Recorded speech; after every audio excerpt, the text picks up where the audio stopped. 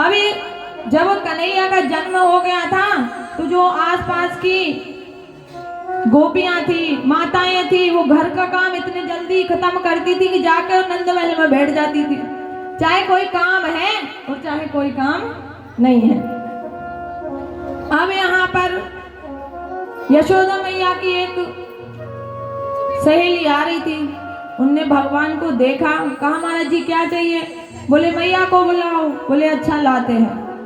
अब मैं दौड़ती दौड़ती गई और कहा अरे यशोदा, तेरे द्वार पर एक योगी महाराज खड़े, अरे उन्हें भिक्षा दे दे, तेरे भाग जाग जाएंगे।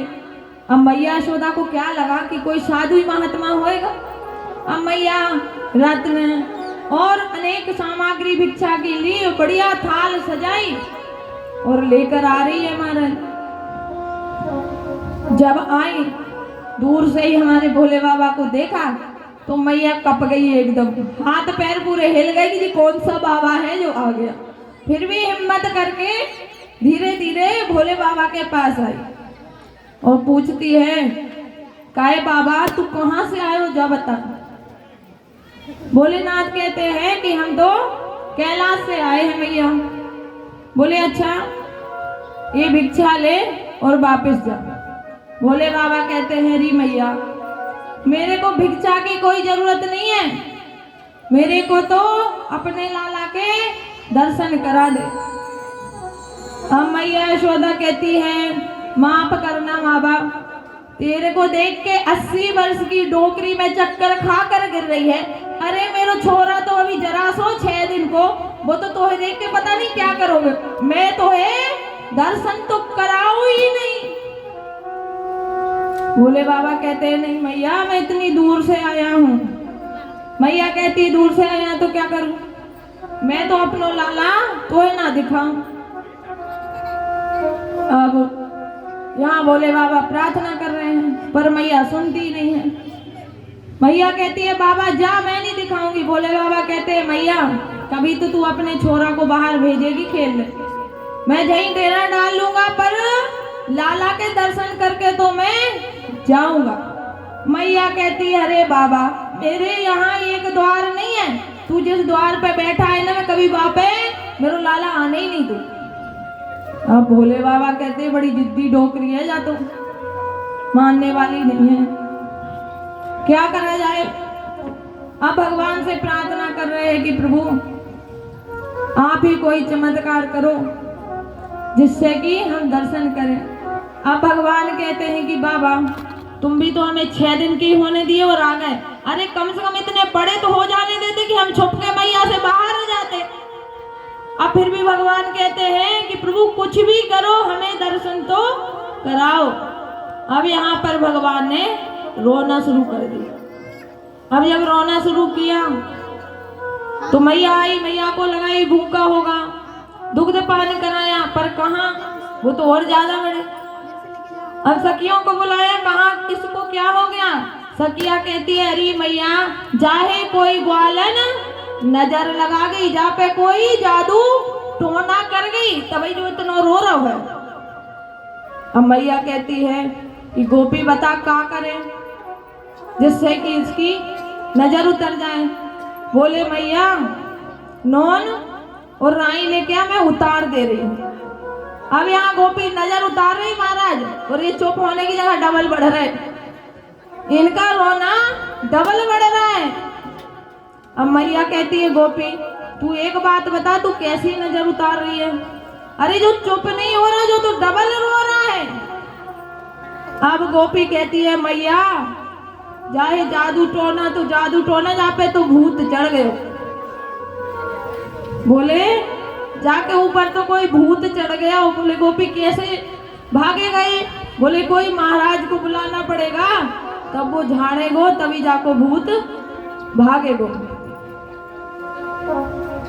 अब मैया कहती है गोपी ये तो इतना रो रहा है, अब मैं कहाँ जाऊं बाबा ढूंढने। जा तू ही ढूंढ कहला। अब गई तो द्वार के बाहर ही काहे को जाए, जो तो खड़े हैं। अब जैसे कि जैसे देखा तो कहा बाबा क्यों खड़े हो। बोले मैया से कुछ कार्य है पर मैया सुन नहीं रही। बोले बाबा एक बात बता, तू काम वाम बाद में, तेरे को भूत ऊत भगानो आता है? अब भोलेनाथ कहते हैं अरे गोपी, मैं तो भूतों का नाथ हूँ, भूत तो मेरे को देख के ही भग जाते हैं। बोले अच्छा हाँ, तो बोले हमारे लाला के ऊपर कोई भूत चढ़ गया, तू भगा देगो? बोले हाँ हाँ ले आओ, मैं भगा दूँ। अब भोलेनाथ को भी पता चल गया कि ड्रामा शुरू हो गया, इधर हम कर रहे हैं, इधर वो कर रहे हैं। अब गोपी अंदर गई और कहती है अरे मैया चल बाहर, बाबा की जुगाड़ हो गई। मैया कहती है तू द्वार के बाहर तो गई नहीं, तेरे को कौन सा बाबा मिल गया? बोले अरे मैया वो द्वार पे खड़ा है ना। अब मैया कहती है कि बाय तो मैंने बोल के आई है कि तू जिंदगी भर बैठ जा, तो है मेरे छोरा को मुंह नहीं दिखाऊं, और तू उसको ही करके आ गई कि उसके भूत झाड़ दे। अब गोपी कहती है कि मैया एक बात बता, तेरो लाला बड़ो या तेरी जिद बड़ी? अरे यहाँ तो तेरो लाला रोए जा रहा हो, तू अपनी जिद बढ़ा रही है कि मैं बाबा के पास नहीं जाऊं। अब मैया कहती बात तो सही है, क्यों? क्योंकि मैयाओं को पता है जब बालक रोते हैं तो चाहे कुछ भी हो जाए ये चुप हो जाए। तो मैया यशोदा की भी यही हालत है। अब जैसे ही मैया लेके आ रही है डरते डरते, क्यों? क्योंकि हमारे भोले बाबा के ऊपर तो ऊपर से नीचे चल रहे हैं, मैया को लग रहा कहीं एक आध कन्हैया के ऊपर नहीं आ जाए। अब जब बाबा के पास आई और कहती है बाबा इसको झाड़ दे, भोले बाबा कहते ऐसे कैसे झाड़ दे, चलो लाओ गोद में दो। अब मैया कहती है अरे बाबा तू अपने ये सांपों ने सपान ले, कहीं ऐसा नहीं हो एक आज मेरे छोरा के ऊपर आके बैठ जाए। अब भोले बाबा कहते हैं अरे भैया तू ऐसे ही डर रही है, अरे ये तो सांपों के ऊपर सोता है। फिर बोली तू बाबा मेरे को ऐसे ही मत बना, जो जरा सो छोरा तू कह रहा हो जो सांप के ऊपर सो गए, तू अपने इनको संभाल ले तो ही मैं तेरे को दूंगी। भोलेनाथ कहते हैं मैया ये कुछ नहीं करेंगे, तू दे दे। अब जराक मैया ने दिया कान्हा जी को और भोले बाबा ने थोड़ा अपना सिस्टम किया, अब ये चुप हो गए। अब क्यों हो गए चुप? वो तो बस दोनों की होती ना कि मैया ले आए और हम दर्शन कर लें, रोना तो इस बात का था। अब भोले बाबा ने दर्शन किए, प्रार्थना करी, पर मन नहीं भरा। क्यों? क्योंकि अभी चरण स्पर्श नहीं हुए। अब मैया ने तो फिर से पुनः वापस ले लिया महाराज।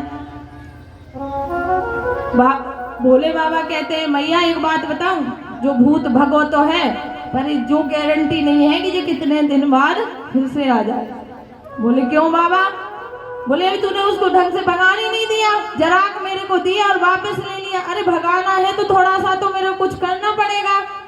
अब मैया बेचारी डरी है कि कैसे भी भूत भग जा। मैया ने दोबारा फिर दिया, भगवान ने प्रभु के चरण स्पर्श किए और अब मैया को दे दिया। कहा मैया अब इसको कभी भूत आएंगे ही नहीं इसके पास।